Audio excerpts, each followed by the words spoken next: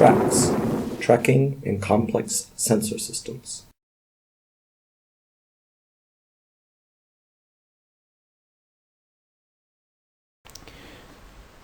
Hi, my name is Muhammad Altamash Ahmad Khan, and in this presentation I will present the paper titled Improvement in the Implementation of the Log Homotopy based particle flow filters. So this paper we presented at the Fusion Conference 2015 held in the Washington DC in July this year. So homotopy based particle flow filters, or DHF, Daum-Huang filter named after their inventors, are based on the flow of particles between the prior and posterior distributions through homotopy. A homotopy is introduced that moves the particles in a pseudo-time from their prior locations to their posterior locations. So the standard DHF differs in many ways from the standard particle filters. For example, there is no resampling step here, there is no use of proposal or importance density, and the flow of particles is done through homotopy, and it means that the measurements are incorporated gradually in steps instead of them being incorporated in a single step. And this is done in order to avoid the degeneracy. And then the last, there is no use of any MCMC based methods. So in this slide, what we show is the performance of standard different variants of the standard DHF against the extended Kalman filter and a bootstrap particle filters with 25,000 and 10,000 particles respectively. So we can see is that what we can see is from this slide is that all variants of the particle flow filters, they perform worse than the standard bootstrap particle filters.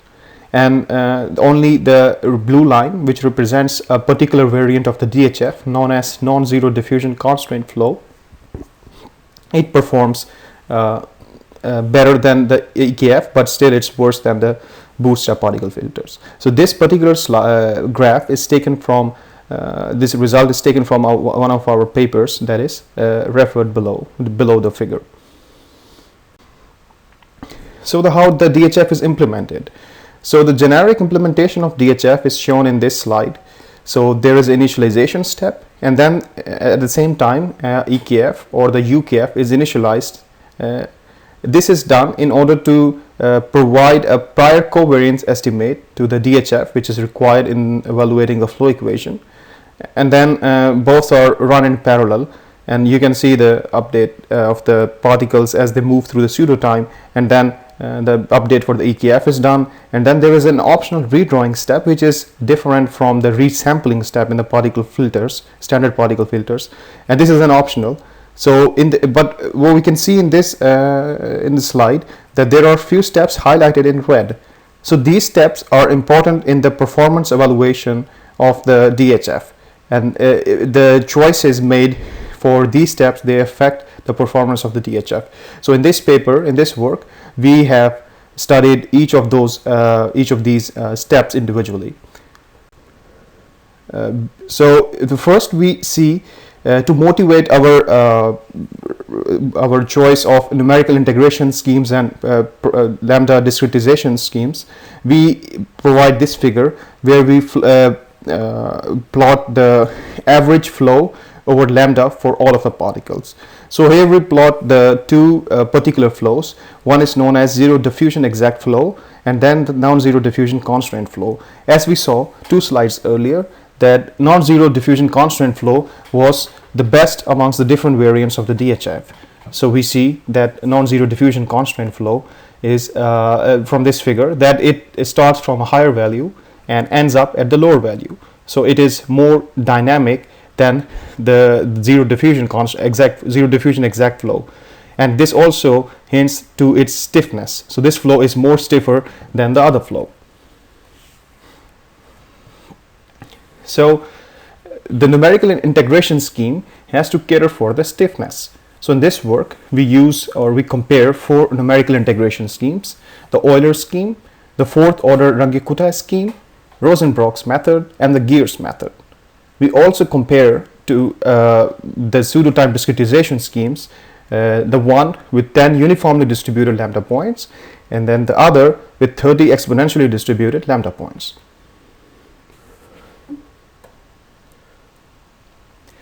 So the second highlighted red step was the prior covariance estimation. So the flow solution requires a prior covariance estimate P. The simplest method that can be used to estimate the prior covariance is using the particles themselves, and then that results in the sample covariance estimate S. So this is unbiased and maximum likelihood estimator if the data was Gaussian, but it has higher variance. The problem is the data is seldom Gaussian, and then the model is nonlinear as well. So this could result in a non-Gaussian scenario for which the sample covariance is not the best estimate, and it could also be ill-conditioned, so which means that the ratio of the maximum of the eigenvalues and the minimum of the eigenvalues is quite high. So then it results in stability issues, or it could result in stability issues. The second option is to run a parallel running EKF or UKF and get the prior covariance estimate from those filters. But again, this could also be ill-conditioned, and it ties the estimation accuracy of the DHF to that of the EKF or the UKF. So then the question is there an alternative method for the prior covariance estimation? So what method we use, it should have two properties. First, the estimated matrix should be positive definite, which the any covariance matrix should be, and it should be well conditioned.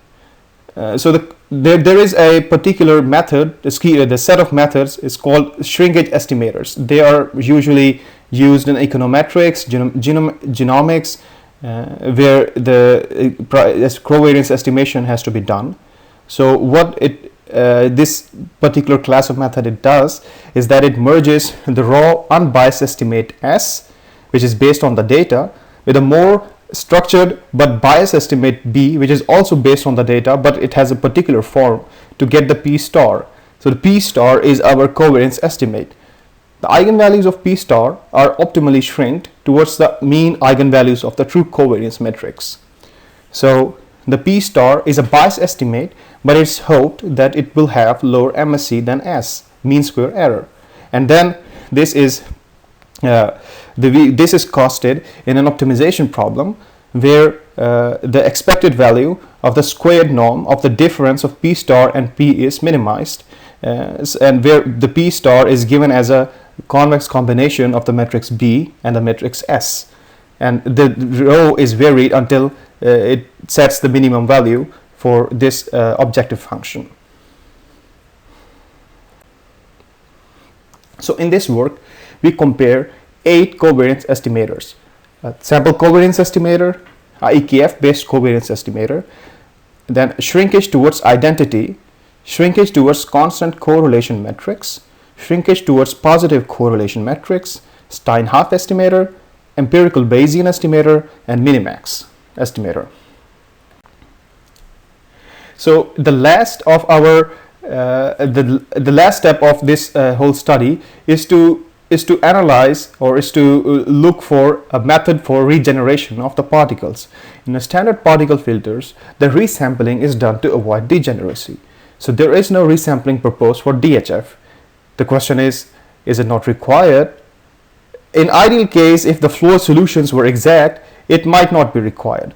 But because the flow solutions are not exact and the particle update is imperfect, the regeneration could help in relocating the particles to the correct locations. Redrawing is hinted in several papers, but it's not studied in the literature. So our final contribution are twofold. First, we define a redrawing criteria, and then based on the redrawing criteria, we define a redrawing methodology. So what criteria should be used to redraw the particles?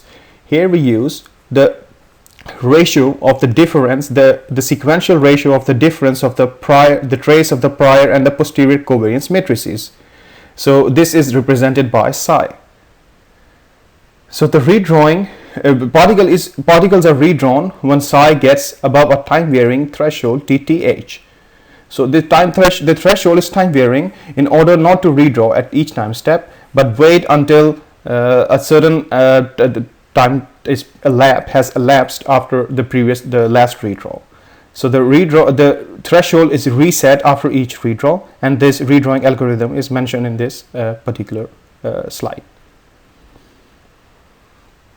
So next, once we have decided upon the redrawing criteria, how we should redraw, or from which particular form of density the redrawing should be done. So we use two redrawing methods. One is redrawing from a single multivariate Gaussian, as hinted in this particular paper, and then the second is the redrawing from a Gaussian mixture model that is estimated through an online kernel density estimation method. So the key feature of the online kernel density estimation method is that it is an online method based on the clustering of data points. Each new data is considered as a distribution, and the continuous refinement and compressing of the components is done in order to have a reasonable number of components. We don't want to have each particle represented as an individual component. Of course that is possible, but that is too time consuming. So we use the implementation given by these authors on their website. We just use them as a black box. That we have the range measurement, which is Gaussian, but they are correlated. So each two elements between the range element noise are correlated, and of course they are correlated with themselves. So it's not just a diagonal matrix for the range noise, but it has off diagonal terms as well, which are same. Whereas for the theta, the bearing noise or angle noise, it is not Gaussian distributed. Instead, we choose an exponential distribution. To make this scenario, of course, nonlinear and non-Gaussian. We use three metrics to evaluate the performance. The first one is the root average mean square error. The second is the p-RILE, or percentage relative improvement in the average loss, that represents the estimation accuracy of the covariance estimate, prior covariance estimate. And then the third is the condition number of the covariance estimate. First, we show the results for different integration schemes.